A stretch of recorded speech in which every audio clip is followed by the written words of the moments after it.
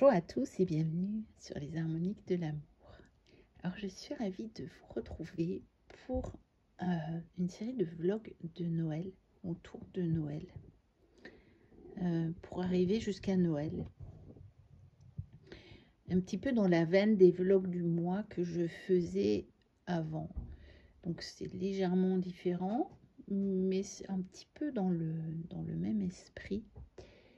Et bon, vous allez découvrir ça au fur et à mesure des vidéos. Et on va commencer tout de suite. Voici Noël.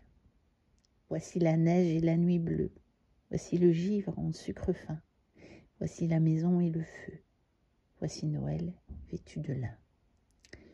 Les oiseaux se taisent ce soir. Les lilas ont fermé les yeux. Les chênes tendent leurs bras noirs vers des chemins mystérieux. Voici les pauvres malheureux. Voici la plainte de la bise dans les fentes et dans les creux. Voici des vergers sans cerises. Un jour, renaîtront les grands lins.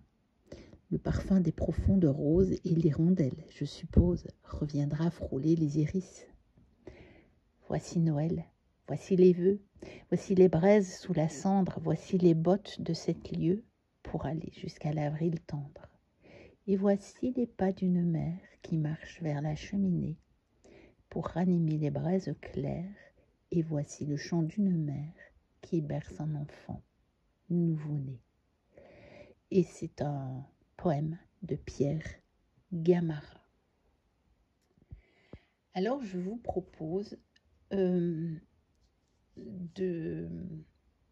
cheminer vers Noël avec les fées. Donc à partir de ce livre de Betty Bipp, Le Noël des fées. C'est un livre que je trouve très joli et il m'a mené vers des cartes de différents jeux sur le thème de Noël. Donc je vous propose de découvrir à la fois ce livre et toute une série de thèmes de Noël et illustrés par des cartes d'oracle et de tarot. Donc, voici ce fameux livre, Betty Bipp, Le Noël des fées. Donc, ici, on découvre la couverture. Voilà, le Noël des fées. Voilà. Et donc, pour illustrer ceci, j'ai cette carte qui est tirée du Story World Christmas Tales, donc de John et Kathleen Matthews. Seulement, je pense qu'ils sont plus disponibles en neuf et on les trouve encore d'occasion, mais souvent ils sont chers. Alors qu'à la base, c'est des jeux qui ne sont pas chers. Ce sont des jeux pour inventer des histoires, mais on peut très bien les utiliser aussi en oracle. Et vous voyez, j'ai cette fameuse carte de Christmas Fairy, donc le Noël des fées, le Noël féerique. Donc voilà. Alors au dos de cette carte, nous avons des questions qui peuvent nous aiguiller pour raconter une histoire, puisque ce jeu est fait pour raconter des histoires, mais ça peut aussi simplement nous aiguiller sur des questions à nous poser en cette période de Noël sur différents sujets. Donc, ici, je peux apporter la magie, faire des vœux magiques aux gens qui en ont besoin en ce temps de Noël. Donc, qu'est-ce qu'on peut apporter, nous, en cette période de Noël, comme vœux magiques? Où est-ce que je vis le reste de l'année? Donc, qu'est-ce que j'apporte le reste de l'année? Est-ce que j'apporte seulement au moment de Noël, ou est-ce que j'apporte aussi pendant le reste de l'année? Qui se cache dans mon arbre? Quel est le secret? Quelle est la chose cachée dans mon arbre? On pourrait prendre ça dans la généalogie, dans l'arbre généalogique, dans nos racines familiales. Est-ce qu'il y a quelque chose de caché? Est-ce qu'on pourrait découvrir un message?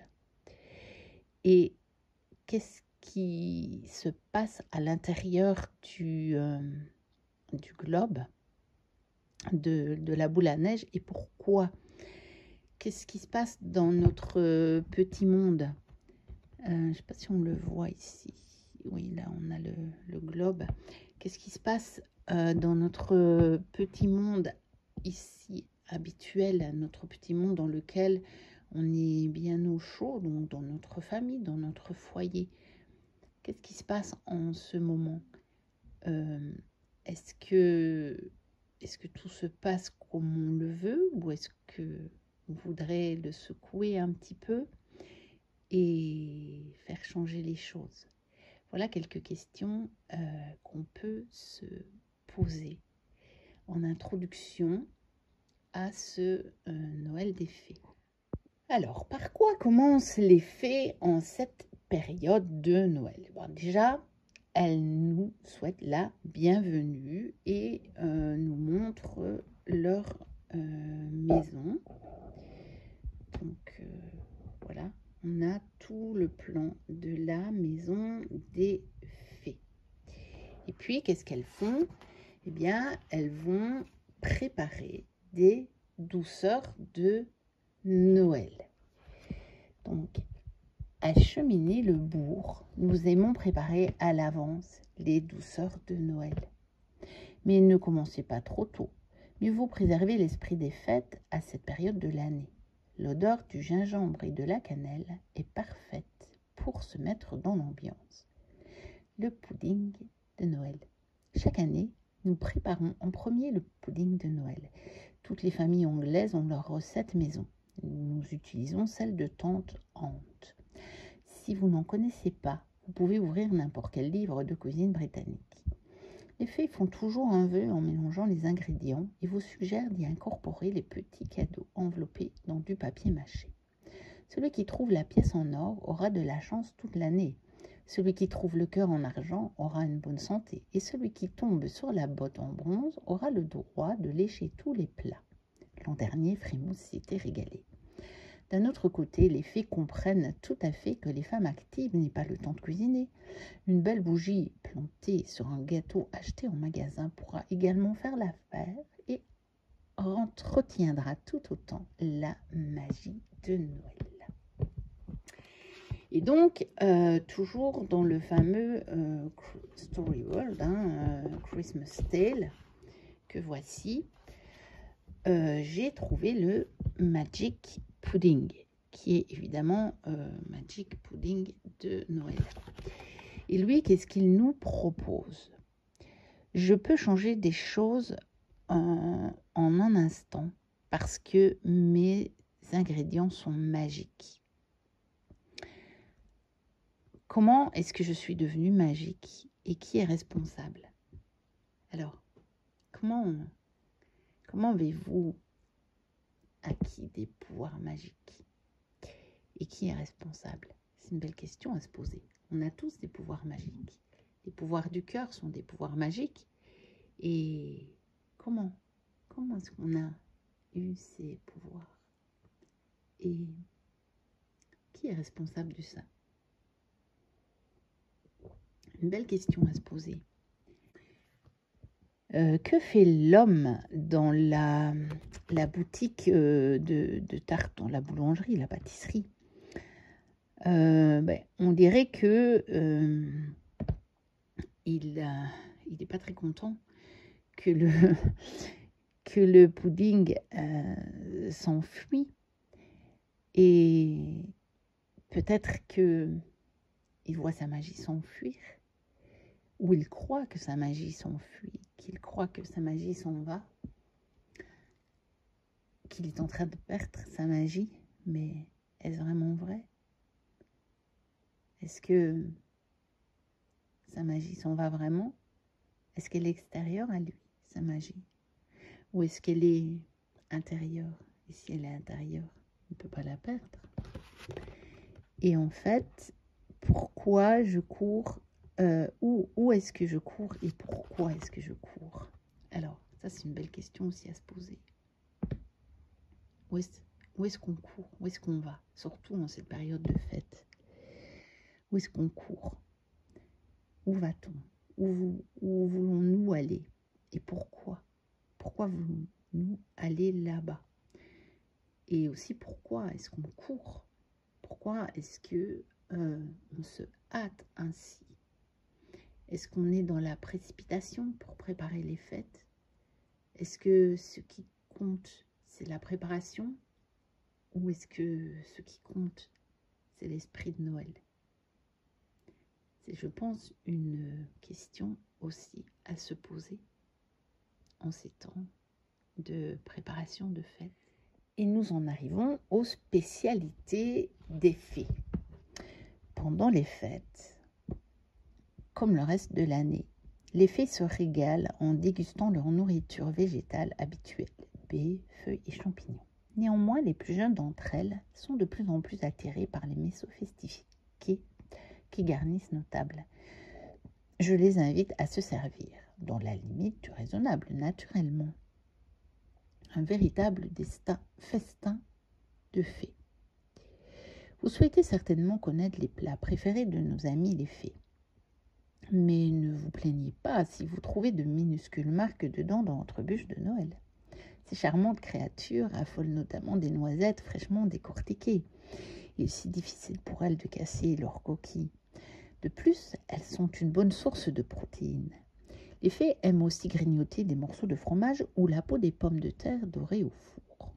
En tant qu'experte des habitants de l'autre royaume, je vous garantis que toutes les fées ont un goût prononcé pour le sucré. Regardez bien. Il y a sûrement des empreintes de pas microscopiques sur vos loukoums ou votre bûche de Noël, surtout si elle est au chocolat.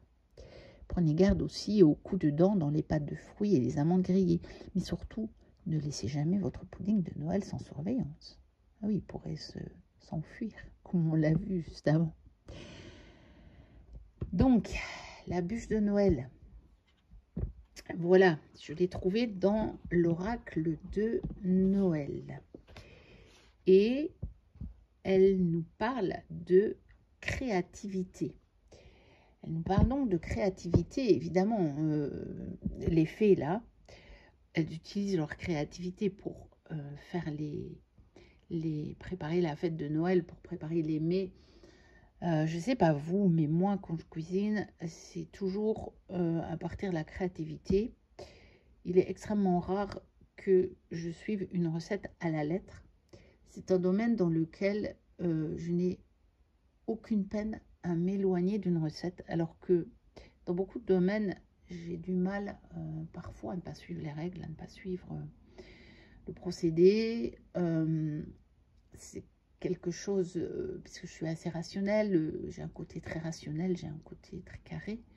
Donc parfois, j'ai du mal, mais la cuisine est vraiment un domaine dans lequel je n'ai pas ce souci, parce que ma mère m'a vraiment appris à cuisiner comme ça.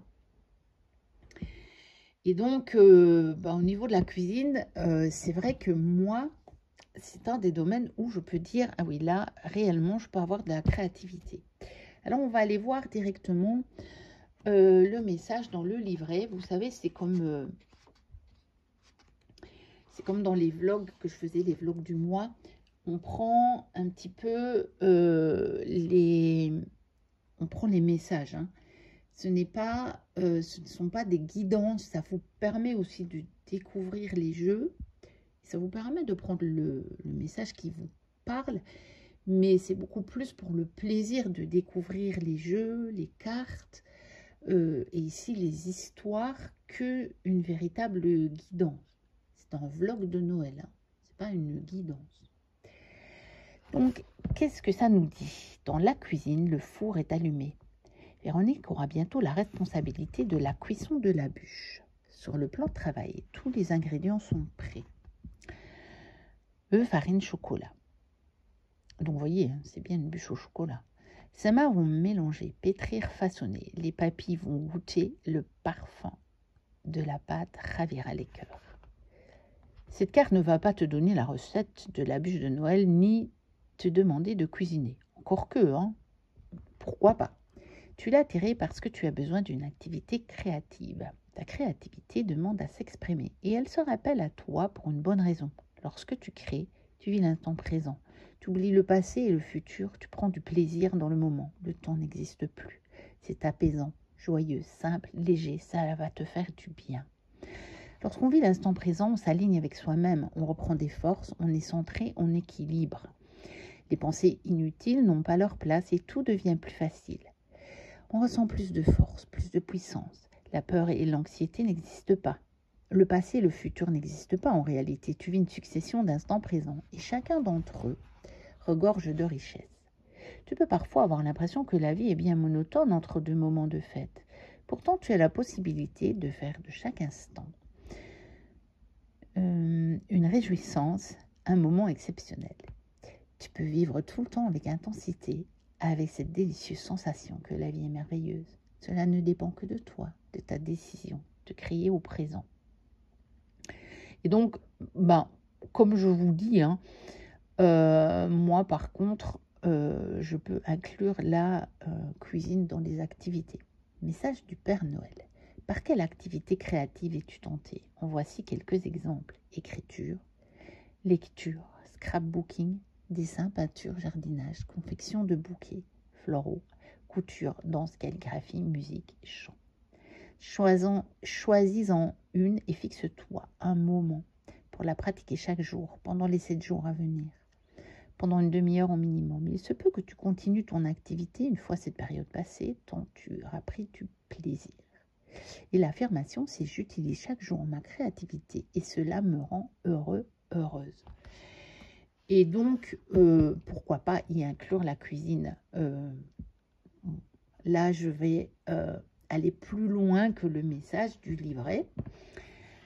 C'est d'ailleurs assez étrange d'avoir choisi une image de bûche pour la créativité et de ne pas l'inclure dans les activités proposées. Mais bon, voilà, c'est tout. Rien ne nous empêche de le faire. On a l'illustration pour se baser là-dessus.